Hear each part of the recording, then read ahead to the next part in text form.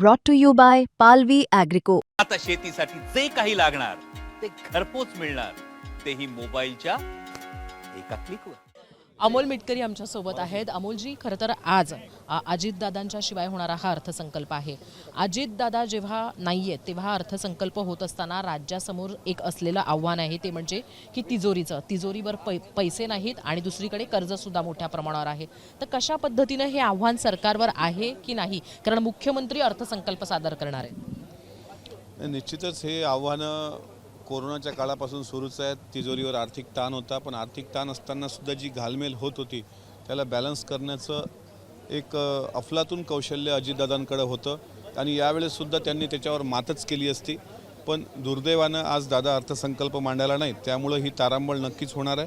पण मला विश्वास आहे की राज्याचे मुख्यमंत्रीसुद्धा जो काही ताण तिजोरीवर असेल त्यातून एक मार्ग नक्कीच काढतील आणि महाराष्ट्राला दिशेला एका वेगाच्या दिशेने नेण्याचा जो संकल्प तिघांचा आहे, शिंदेसाहेब, दादा आणि फडणवीस साहेबांचा, तो नक्की पूर्णत्वात जाईल. पण सध्या त्यांची तारेवरची कसरत मात्र होईल, कारण अजितदादांनी त्या अर्थसंकल्पामधले चॅम्पियन जरी दादांना म्हटलं गेलं तरी काही वावगं ठरणार नाही, कारण 12वा अर्थसंकल्प ते सादर करणार होते. ताण होताच अर्थसंकल्पावर, पण दादांनी बऱ्यापैकी त्याची पूर्वतयारी केली होती. त्याचा आढावा आता मुख्यमंत्र्यांनी घेऊन पुढं आता कसा अर्थसंकल्प मांडतात, मला विश्वास आहे की तो ताण कमी जास्त होण्याचा प्रयत्न करतील. उद्धव ठाकरेंनी स्वतःच्या इथं जे काही शोक प्रस्ताव सादर केला त्याच्या वेळेस बोलताना असं म्हटलं, ते म्हणजे की मृत्यूनंतर जे आहे ते लोकांच्याबद्दलची जी चर्चा आहे ती केली जाते किंवा त्यांच्याबद्दल चांगलं बोललं जातं, त्याच्या आधी बोललं जात नाही. तर याच अनुषंगानं जर आपण विचार केला तर आत्ता अजितदादांची त्यावेळेस ते जिवंत असताना बदनामी केली गेली, त्यांच्यावर आरोप केले गेले आणि आता त्यांच्याबद्दल चांगलं बोललं जातं आहे, असं तुम्हाला वाटतं का? तेव्हा दादांना त्रास दिला गेला होता असं तुम्हाला वाटतं का? मी दादांना 2018 पासून मी दादांना ओळखतो. 2018 ते 2026 8 वर्ष मी दादांच्या सोबत राहिलेलो आहे. दादांच्या जीवनामध्ये अनेक चढउतार आले, दादांवर अनेक आरोप केले गेले. एकदा तर पत्रकार परिषदेमध्ये दादा रडताना तुम्ही सगळ्या लोकांनी पाहिलं होतं की मी पण माणूस आहे, मला पण भावना आहेत, मला पण मर्यादा आहेत. पण सातत्यानं त्यांच्यावर ते आरोप होत गेले. त्या आरोपातून ते हळूहळू दुरुस्त होण्याचा प्रयत्न करत होते. जिवंत असताना एखाद्या व्यक्तीला प्रचंड मानसिक त्रास द्यायचा आणि मग ते गेल्यानंतर मग पोवाडे कौतुकाचे गायचे, हे जी काही पद्धत महाराष्ट्रात आहे अलीकडच्या काळामध्ये, तर ही चुकीची आहे. अशा अनुषंगानं उद्धवजी बोलले असतील. पण त्यांना जिवंत असताना यातना दिल्या गेल्या, मानसिक त्रास दिला गेला का, तर याच्याबद्दल कोणाच्याही मनात दुमत असण्याचं कारण नाही. त्यांना मानसिक त्रास होताच. त्यांना अनेक लोकांनी त्यांच्यावर आरोप केले, पण त्यातूनही ते स्वतःला सिद्ध करून ते शिवशाहू फुले आंबेडकरांचा मी कार्यकर्ता आहे, त्यांच्या मागं एक जे बलस्थान होतं त्या आधारावर ते बाहेर पडायचे. पण आतून मात्र दादांना ज्या काही वेदना होत्या त्या दादांच्या वेदना दादांच्या सोबतच गेल्या. CBI चौकशी देणार असं मुख्यमंत्र्यांनी सांगितलेलं आहे. CBI चौकशीच्या संदर्भामध्ये पत्रव्यवहार सुद्धा केला जाणार असं सुद्धा म्हटलं जात आहे. पण या CBI चौकशीच्या अनुषंगानं जेव्हा प्रश्न उपस्थित केले जातात, आधीच्या काही शंका आहेत त्याची उत्तरं मिळणार नाहीत, कारण CBIची स्वतःची कार्यकक्षा एवढी नाही, CIDची कार्यकक्षा एवढी नाही आहे, AIBचा रिपोर्ट आणि इतर सगळ्या गोष्टी, प्रत्येकाला आपली आपली कार्यकक्षा आहे आणि मर्यादा आहेत. या अनुषंगानं एक इंटरनॅशनल चौकशी व्हायला हवी असं तुम्हाला वाटतं का? आणि त्यासाठीची मागणी केली गेली पाहिजे का? आणि त्याच्याकडे दुर्लक्ष केलं जात आहे का? 100% आंतरराष्ट्रीय स्तरावरच्या चौकशीची मागणी झालीच पाहिजे. CBIला, CIDला आणि ज्या काही इन्क्वायऱ्या लागल्यात त्याला काही मर्यादा येतात का, तर 100% येतात. आणि त्यामुळं बाह्य देशातल्या जर त्या चौकशा त्या एजन्सीकडून केल्या गेल्या, गुप्तहेर यंत्रणेकडून केल्या गेल्या, तर या मृत्यूचं गूढ उकलेल, नाहीतर उकलणार नाही. CBI चौकशीमध्ये 15 ते 20 दिवसानंतर ब्लॅक बॉक्स मिळाला आणि ब्लॅक बॉक्स मिळाला तोही CID चौकशीमध्ये, तो पण फ्लाईटच्या टेलमध्ये असतो तो ब्लॅक बॉक्स. त्याच्यानंतर असं सांगितलं गेलं की या ब्लॅक बॉक्स जळालेला आहे ना, त्याचा डेटा रिकवर करायला हा बाहेर देशात पाठवला जाणार आहे, म्हणजे त्याला आणखी 8 दिवसाचा वेळ लागेल. 22-23 दिवस राज्याच्या उपमुख्यमंत्र्यांच्या विमान अपघाताच्या विमानातला ब्लॅक बॉक्सच्या डेट्याला जर ब्लॅक बॉक्सला 15 दिवसानंतर सांगितलं असेल तो जळतोय, म्हणजे मग ही चौकशी संत गतीनं सुरू आहे. आणि आमचं म्हणणं रास्त आहे, सुरुवातपासून आहे आणि अगदी महाराष्ट्राच्या मनातलं आहे की CCTV फुटेज द्या ना. अजितदादा विमानात बसल्याचं CCTV फुटेज द्यायला आपल्या याला विमान प्राधिकरणाला काहीच अडचण नाही, DGCAला काहीच अडचण नाही. DGCA देत का नाही आहे? VSR कंपनीवर कोणाची त्याला हे आहे राजकीय वरद असतं, हे प्रश्न आमदार रोहित पवारांनी विचारलं, ते काही चुकीचे नाही आहेत. त्याच्यामुळे DGCA ना त्या VSR कंपनीवर FIR करते आहे, ना ते CCTV फुटेज देते आहे.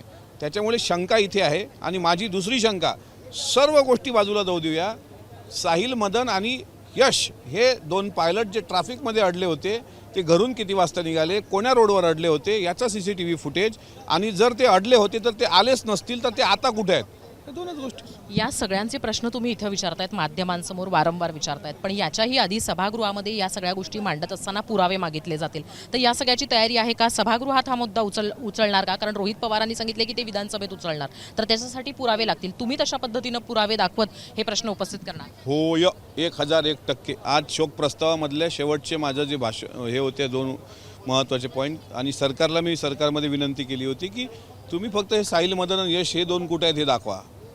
कपूरच्या घरात आता काय वातावरण आहे ते दिल्लीला जाऊन जरा चेक करा. ते काय आम्हाला समजलं की ते मस्त खुश आहेत परिवारातले लोक. जर हे खोटं असेल तर ते पण सत्यता आली पाहिजे. आम्ही पुराव्यानिशीच पुराव्याअभावी बोलणार नाही. विधान परिषदेमध्ये मी हा मुद्दा मांडणारच, कारण त्या विधान परिषदेमध्ये मी आमदार हा जो बॅच लावून आहे तो अजितदादांमुळेच आहे. आणि अजितदादांचं आज नसणं याच्या वेदना किती तीव्र आहेत हे माझ्या मनाला माहीत आहेत. त्यामुळे काय परिणामाची चिंता होईल, राजकीय कारकीर्द उद्ध्वस्त होईल की काय होईल त्याची चिंता न करता ठासून मी हा मुद्दा मांडणार या अधिवेशनामध्ये. CBI चौकशीची मागणी केल्यानंतर मग पत्र पाठवलं जातं, हे कसं काय? याच्याही आधी अशा पद्धतीची स्वयंघोषित यंत्रणेकडनं चौकशी केली गेली पाहिजे, याच्यासाठीची पावलं का उचलली गेली?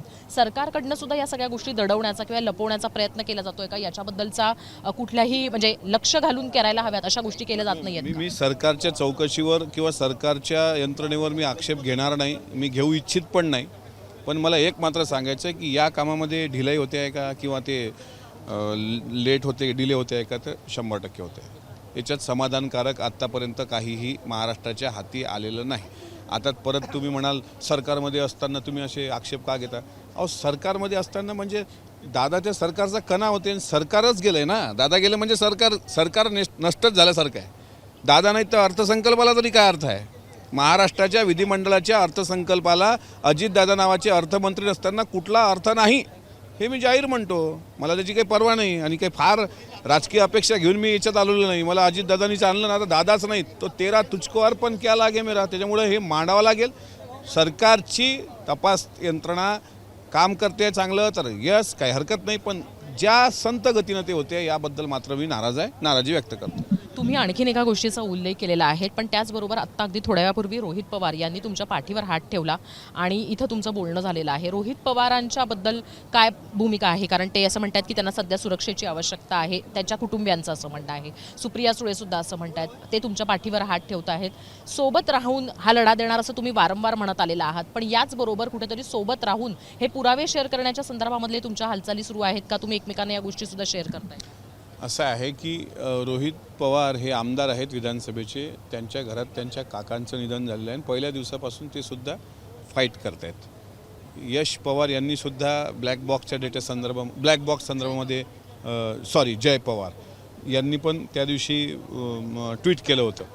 आता मी मागेही म्हणलं की जे कोणी आमदार अजितदादांच्या या अपघाताच्या संदर्भामध्ये स्वतः सरकारला विचारत असतील, काही प्रश्न जनतेसमोर मांडत असतील, तर मी त्यांच्यासोबत असणार. मग ते रोहित पवार असू द्यात किंवा आणखी कोणी आमदार असू द्यात.